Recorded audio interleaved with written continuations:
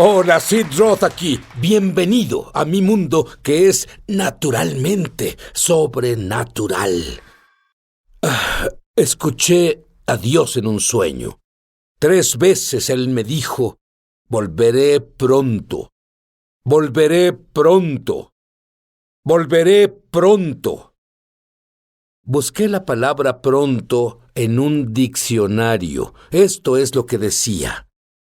Un corto periodo después de que algo pasa. Esa fue la definición. Algo está pasando. Cualquiera que lea el periódico o lea la Biblia sabe que algo está pasando.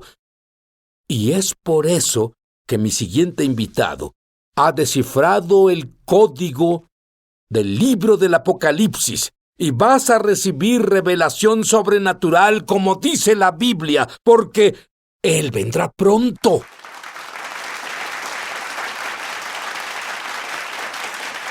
¿Y qué es lo que harías si un profeta te llama y te dice cosas que solo Dios sabe? Y luego dice que tendrás uno de los mejores futuros, el mejor año que hayas tenido, y todo se desmorona y no es tan buen año. Te diré lo que yo haría y lo que mi invitado John Shorey hizo. Él entró en oración y ayuno. ¿Qué te mostró Dios? Bueno, un ministro me señaló y dijo, los mejores años de tu ministerio te esperan. Mi esposa y yo fuimos hijos de evangelistas e hijos de pastores, y en ese tiempo éramos hijos de pastores de medio tiempo, y parecía que nuestro ministerio iba a terminar, y que este evangelista me señalara y dijera, los mejores años de tu ministerio están delante de ti. Él dijo otras cosas, y durante el siguiente año o 2, vi que todas esas cosas pasaban. Y fui ante el Señor en ayuno y oración y dije, Señor, he visto la confirmación de esta palabra, excepto esto. ¿Qué necesito hacer para tener los mejores años de mi ministerio? Pues era algo que sí quería. Y después de ayunar y orar por varios días, no fue una voz audible, pero fue una voz interna, fuerte y clara, y dijo, quiero que hagas un estudio de los últimos tiempos, lo publiques y lo pongas en las manos de los pastores, líderes cristianos y cristianos. Y mi reacción inicial fue, ¿por qué los pastores querrán oír lo que tengo que decir sobre los últimos tiempos? Pero luego dije, Señor, si eso es lo que quieres que haga, lo haré. Muy bien, ¿qué te enseñó? Bueno, lo que pasó fue que tomé un año para estudiar la palabra de Dios y no escuché a otros maestros y predicadores del final de los tiempos. No leí el libro de nadie más, solo leí la Biblia. Estaba leyendo el libro del Apocalipsis y comencé a ver cosas que nunca antes vi. Y no solo te dedicaste todo ese año a orar y ayunar y a estudiar la Biblia y no ver otros libros cristianos o televisión cristiana, pero Él descubrió una clave que abrió por completo el libro del Apocalipsis, porque Él estudió esto por años. Él sentía que quería entender el libro del Apocalipsis.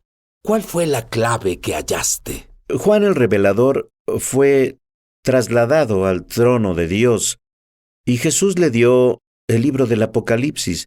Juan vivía en la isla de Patmos en un campamento de prisioneros y cuando Jesús terminó de darle la revelación, volvió de nuevo a la realidad, en su cueva, por así decirlo.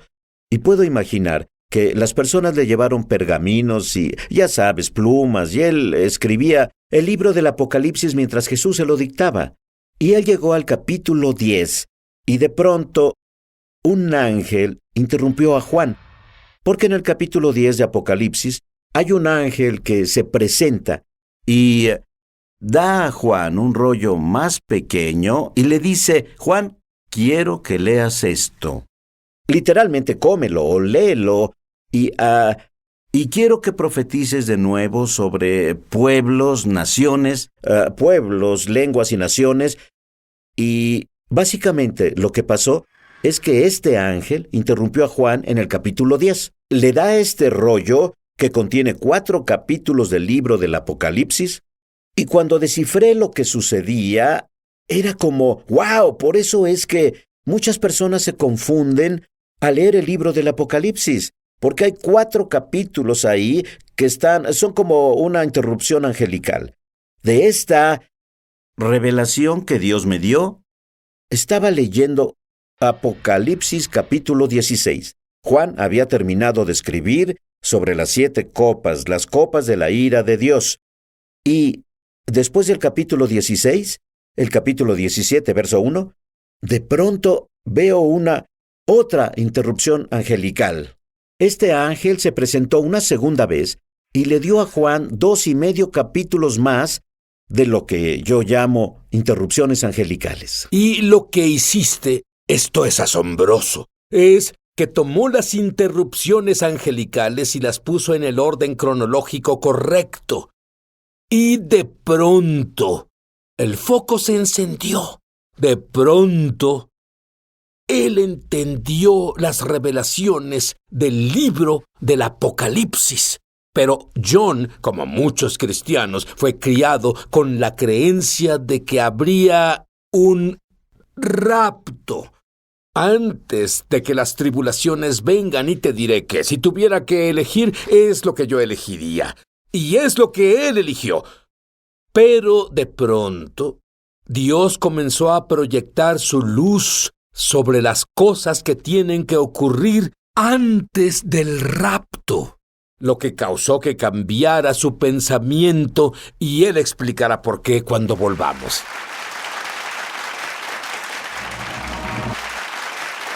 Y John, encontraste eventos que deben ocurrir antes del rapto. Dame algunos ejemplos y qué significa eso para ti en tu creencia de la teología del fin del tiempo. Me inclinaba mucho hacia la pretribulación y me dije a mí mismo, si Dios me dice que haga este estudio, entonces creo que para cuando termine, Dios pondrá esto a descansar. Tendremos las respuestas.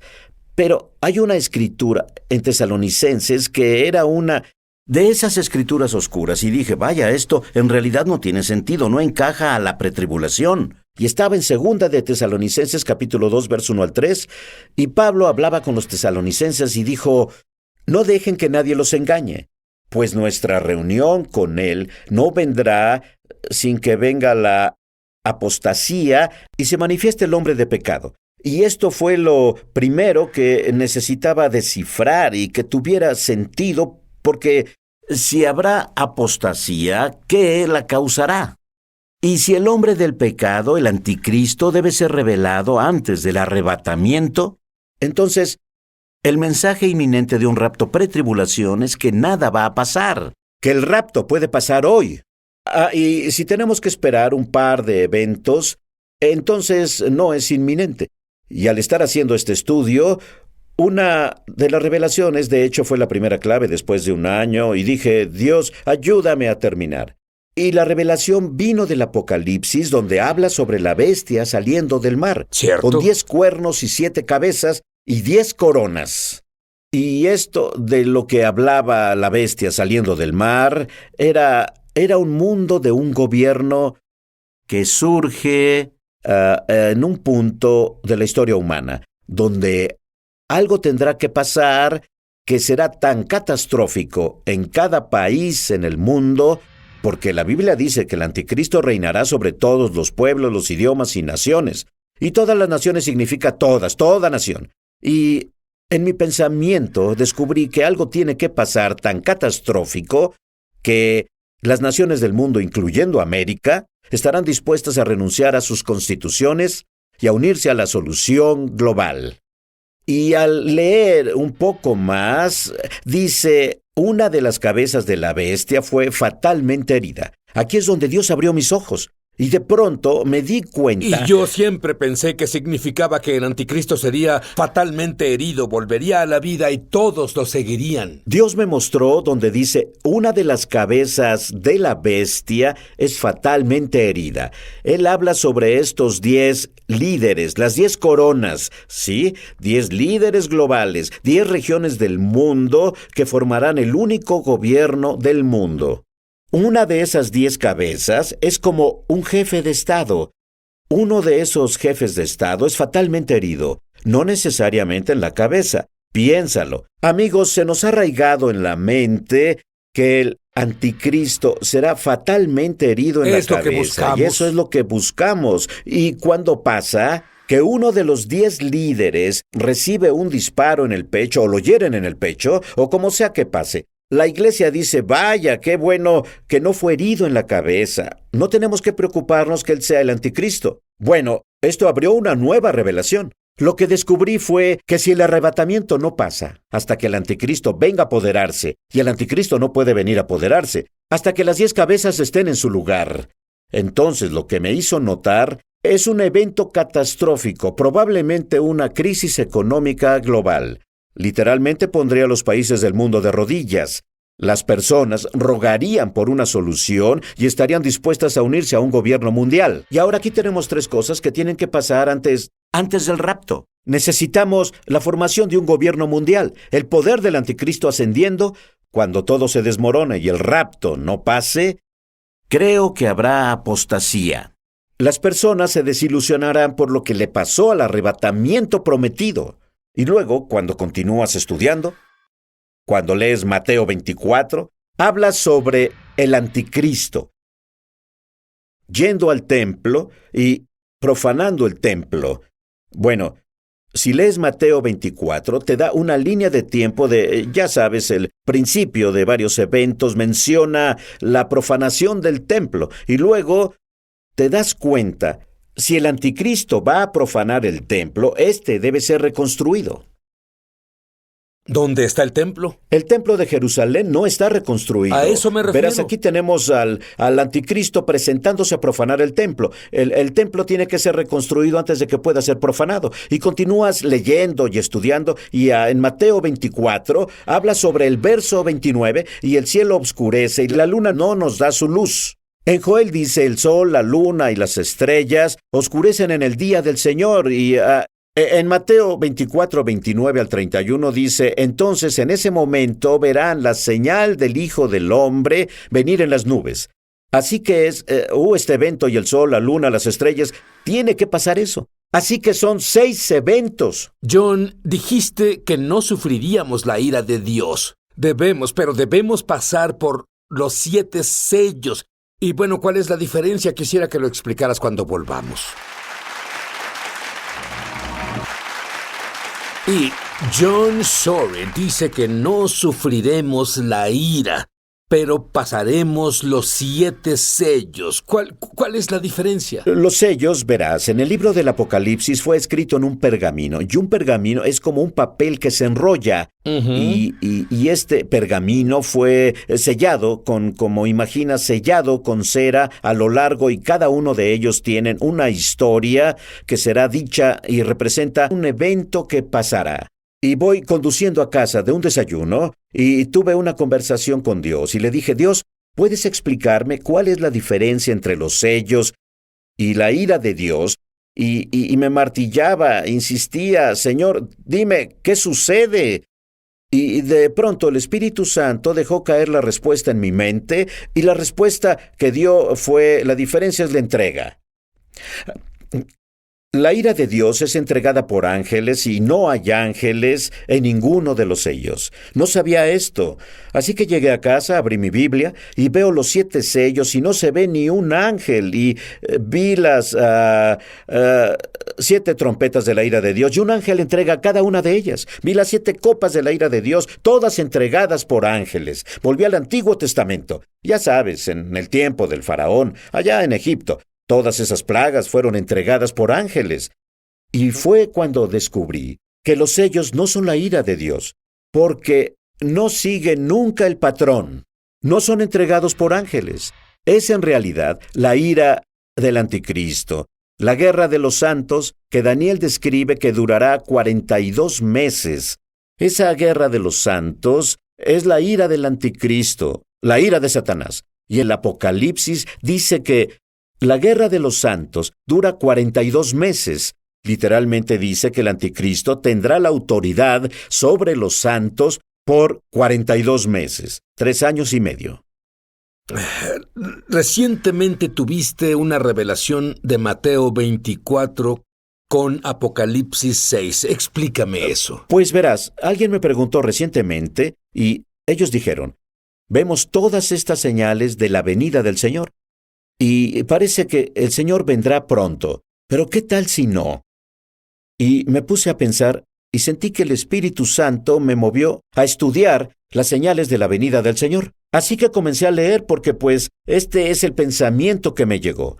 Si Jesús dijo, velen por estas señales para que no los agarren por sorpresa, ¿cómo puede pedirnos velar por las señales si debemos ver todas estas señales aparecer, lunas de sangre, las señales del sol y la luna, y los eventos en Israel, y los eventos globales que están pasando por todo el planeta? Estas fueron las señales que se nos dijo que buscáramos. Así que este estudio me llevó a Mateo 24. Y lo que es interesante sobre Mateo 24 es literalmente un bosquejo de un libro futuro en el Apocalipsis, el 6º capítulo, la apertura de los 7 sellos. Y si lees Mateo 24, literalmente verás cada uno de los sellos representados en esta disertación en Mateo 24. Habla sobre engañadores y el anticristo. Habla de hambruna. Habla sobre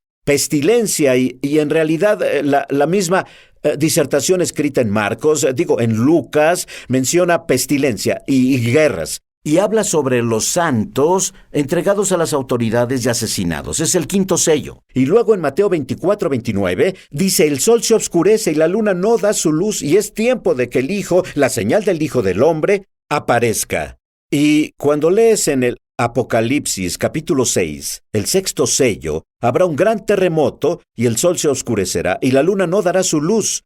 Verás, veo el capítulo 6 del Apocalipsis como el período de tiempo en que la iglesia pasará por tribulación. Y al abrir el 6º sello, cuando el sol oscurezca, el 7º sello es silencio en el cielo por 30 minutos. Creo que es el rapto. Y cuando llegamos al trono, estaremos tan asombrados, parados ante Dios, que será un silencio sagrado. Nadie dirá una palabra hasta que el Padre Celestial rompa el silencio. Y luego, el capítulo 7, verso 9, los ancianos dicen, ¿quién es esta multitud en túnicas blancas, que es innumerable? ¿Y de dónde vino? Y luego él dice, estos son los que han salido de la gran tribulación. Así que tiene mucho sentido. Creo que Jesús viene pronto. Yo creo que habrá oscuridad total porque la Biblia dice eso. Yo creo que la luz brillará magníficamente sobre los que conocen a su Dios. Los primeros santos tuvieron esos halos pintados por artistas. Es porque la gloria de Dios estaba en ellos. El fuego de Dios estaba en ellos. Vamos a ver la mayor evangelización en la historia del planeta Tierra. ¿Estás listo? Personalmente, ¿estás listo para el mayor movimiento del Espíritu de Dios en la historia? Yo sé que estoy más que listo.